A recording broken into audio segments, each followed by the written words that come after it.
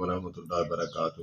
Social media پہ میں دیکھ رہا ہوں مولانا پروفیسر عبدالرزاق ساجد صاحب حفظہ اللہ تعالیٰ کے بارے میں منفی پروپگنڈا بھی ہے اور مثبت بھی ہے، ان کی تائید میں بھی بتایا جا رہا ہے، اور مولانا صاحب خود بھی اپنی صفائی میں ویڈیو ریکارڈ کر کے دے رہے ہیں۔ تو میں ایک بات عرض کروں گا کہ جب کسی کی خامی دیکھنے سے پہلے خود کو چیک کر لیا ہوتا ہے انسان نے، تو اس کو قرار آ جاتا ہے۔ اس کو کہتے ہیں محاسبہ۔ اور میرے استاد محترم مولانا محمد الیاس کمن حفظہ اللہ تعالیٰ فرماتے ہیں کہ جب اپنے بچوں کی، شاگردوں کی تربیت کریں تو اپنا ماضی سامنے رکھیں، تب تربیت آسان ہوتی ہے۔ جب خود کو فرشتہ سمجھتے ہیں اور ان کو ڈانٹتے ہیں، پیٹتے ہیں، تب وہ بچہ باغی ہو جاتا ہے، وہ پڑھ نہیں پاتا۔ مولانا عبدالرزاق ساجد صاحب انسان ہیں، بشر ہیں،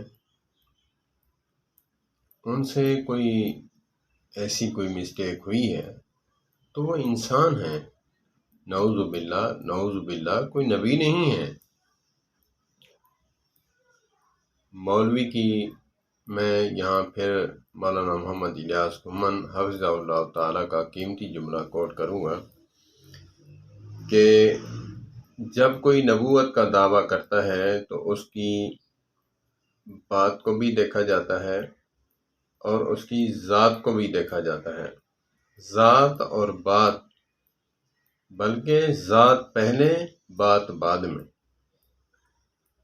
اور جب مولویت کوئی دعویٰ کرتا ہے یا پھر کوئی مولوی ہے تو اس کی ذات بھی دیکھی جاتی ہے، وہ ثانوی حیثیت رکھتی ہے، لیکن اس کی بات کو دیکھا جاتا ہے۔ جیسے حضرت علی المرتضیٰ شیر خدا کرم اللہ وجہ الکریم نے فرمایا کہ بات کرنے والے کو نہ دیکھ، یہ دیکھ بات کس کی کرتا ہے۔ تو اسی طرح انسان ہیں، بشر ہیں، کوئی غلطی ہوئی ہے تو اللہ معاف فرمائے، طوفان کھڑا کر دیا ہے۔ ایک عالم دین ہے، اور پتہ ہے مولانا عبدالرزاق ساجد کا مطلب کیا ہے؟ اللہ کی عبادت کرنے والا، خالصتاً اللہ کی عبادت کرنے والا، اور مشرک اور بدعتیوں کو بچھاڑنے والا اور ہانکنے والا، اور توحید اور سنت کا ڈنڈا ہاتھ میں لے کر ہانکنے والا۔ تو آپ کو ایسے علماء کہاں سے ملیں گے؟ اللہ سے ڈریے۔ اور میں یہاں پھر مولانا محمد الیاس کمن حفظہ اللہ تعالیٰ کا قیمتی جملہ کوٹ کروں گا۔ وہ فرماتے ہیں کہ توحید کی آڑ میں بے ادب نہ بنیں اور ادب کی آڑ میں مشرک نہ بنیں۔ آپ کا وہی حال ہے اہل حدیث عوام الناس کا، کہ توحید کی آڑ میں بے ادب بن جاتے ہیں، اور ہمارے عوام الناس، بریلوی عوام الناس جو ہے، ادب کے آڑ میں سجدے کی حد تک چلے جاتے ہیں، مشرک بن بیٹھتے ہیں۔